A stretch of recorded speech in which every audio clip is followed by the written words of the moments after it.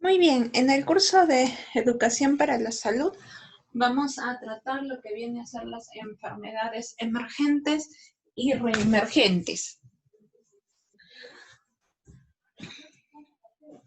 Muy bien, entonces vamos a tratar lo que viene a ser las enfermedades emergentes y reemergentes. Definición. Si hablamos de una enfermedad emergente, es una enfermedad de reciente aparición en los últimos 20 años. Si hablamos de una enfermedad reemergente, son enfermedades supuestamente controladas en franco de descenso o prácticamente erradicadas que reaparecen en proporciones epidémicas constituyendo una amenaza sanitaria. ¿Cuáles son los factores que intervienen en su aparición? Cambios demográficos, invasión por el hombre de hábitat de otras especies, desplazamiento rápido de poblaciones facilitado por transporte aéreo, aplicación de nuevas tecnologías en la producción de alimentos, uso indiscriminado de antibióticos y mejores técnicas diagnósticas. Los perjuicios tenemos salud, epidemias y pandemias, repercusión social y económica, repercusión laboral y productiva. Estrategias: conocimiento, prevención, vigilancia y notificación y respuesta coordinada y rápida a los brotes. Emergentes, tenemos VIH y SIDA, gripe aviar, antivirus, resistencia a ATV, virus de hepatitis C, encefalitis virales, ébola, legionellosis, enfermedad por arañazo de gato. Si hablamos dentro de lo que vienen a ser enfermedades reemergentes, tenemos virales como el dengue, tenemos la fiebre amarilla. Si hablamos de bacterianas, tuberculosis, cólera, difteria.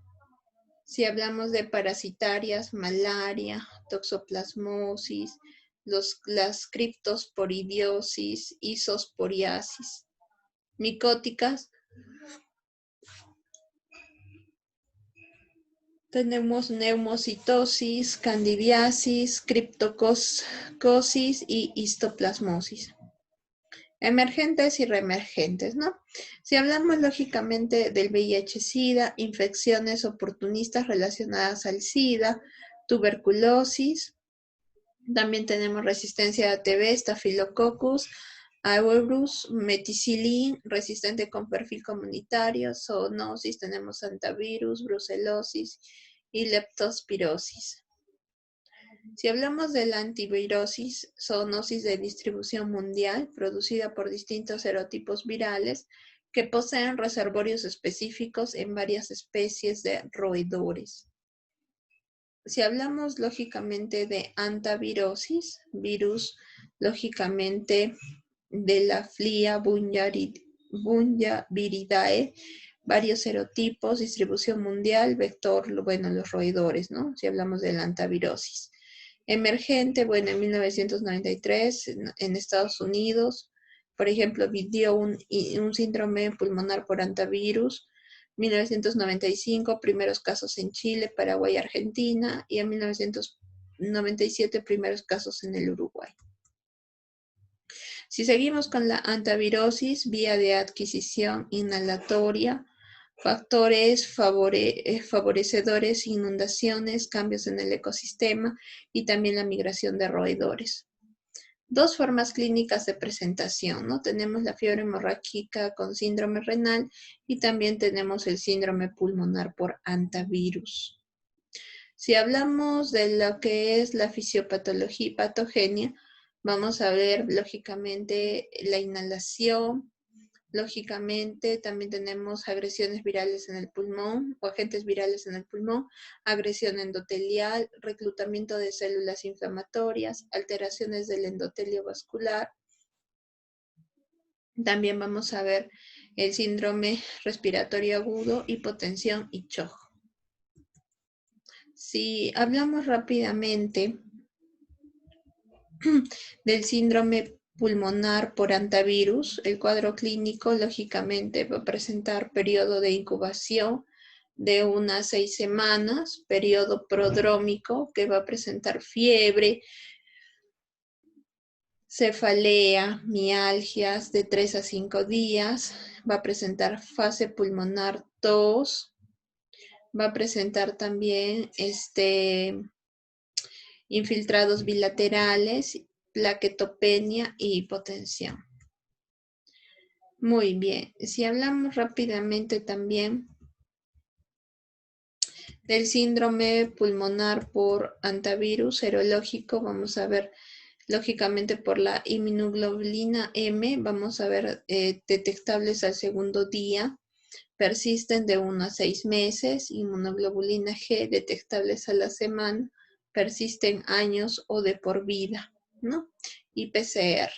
Ahora, el tratamiento, lógicamente, fisiopatológico es el soporte de las funciones vitales, ¿no? A eso tenemos que enfocar.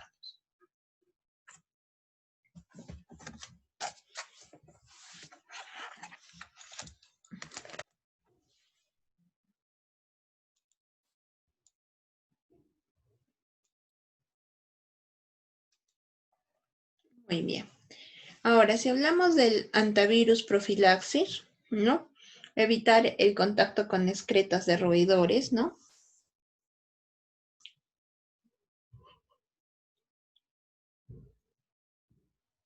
Airear ambientes cerrados con sospecha de circulación de roedores, ¿listo? Tenemos que tener mucho cuidado. Lavar los pisos con hipoclorito de sodio, o sea, con lejía. Al entrar, lógicamente, uso de tapabocas y lentes y evitar que roedores habiten en el peridomicilio, ¿no? Entonces tenemos que tener mucho cuidado para evitar el hantavirus, lógicamente, tener esta prevención. Si hablamos de lo que viene a ser la brucelosis, la brucelosis también es una enfermedad reemergente. Agente, bueno, es la bacteria del Coccobacilo gram intracelular. Distribución mundial, tiene 7 especies, como por ejemplo abortus en vacunos, suis en cerdos, canis perros, melitensis en cabras, ovis ovejas, neotomae ratas y maris mamíferos acuáticos. Si hablamos de la brucelosis, provoca enfermedad en animales con abortos espontáneos. Lógicamente, la vía de adquisición es inoculación directa, contacto con conjuntivas, inhalación de aerosoles, ingestión de leche cruda o derivados, lácteos no pasteurizados, inoculación accidental de vacuna animal. Ahora vamos a hablar del cuadro clínico de la brucelosis. Bueno, fiebre más sudoración nocturna, síntomas inespecíficos, antecedentes de riesgo, por ejemplo, sospecha clínica. Cuando se prolonga sin diagnóstico, aparecen compromisos focales, osteoarticular, accesos hepáticos, genitourinarios, endocarditis, meningoencefalitis.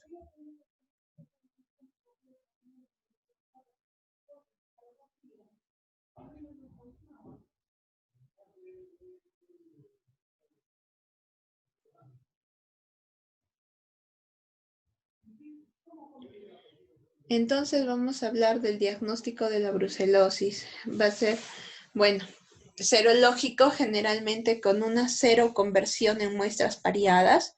Si hablamos del tratamiento, lógicamente el tratamiento va a ser prolongado, va a durar 6 semanas.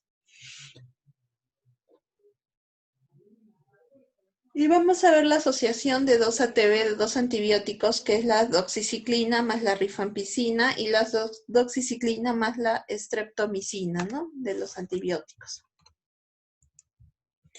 Ahora, ¿cómo se puede prevenir? ¿Cómo se hace la profilaxis para la brucelosis? No existe vacuna, lógicamente, para humanos. Control y eliminación de la enfermedad en animales. Educación y medidas de seguridad en manipuladores de carne, trabajadores de frigoríficos, veterinarios y laboratoristas. Prácticas de higiene en el manejo de animales recién nacidos, eliminación de placenta, secreciones y fetos de animales que hayan abortado, y pasteurizar la leche y productos lácteos. Muy bien, seguimos con la leptospirosis. Bueno, el agente es la espiroqueta, especies no patógenas, listo. Son 20 serogrupos. Reservorio, animales salvajes y domésticos. Infección asintomático-sintomática, leptospiruria. Lógicamente es una enfermedad reemergente. Si hablamos de la leptospirosis, la puerta de entrada es la piel lesionada. Listo. Bueno, mucosas sanas. Fase septicémica y tenemos la fase inmune.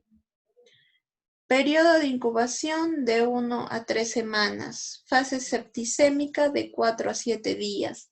Y la fase inmune de 5 a 30 días. Lógicamente, ¿qué es lo que nos puede provocar mialgia, fiebre, cefalea, dolor abdominal, náuseas, vómitos, hiperuremia, hiperuremia conjuntival, esplenomegalia, erupciones, adenopatías, meningitis? Bueno, va a haber un daño renal, hepático, pulmonar, ¿no? Entonces tenemos que tener mucho cuidado.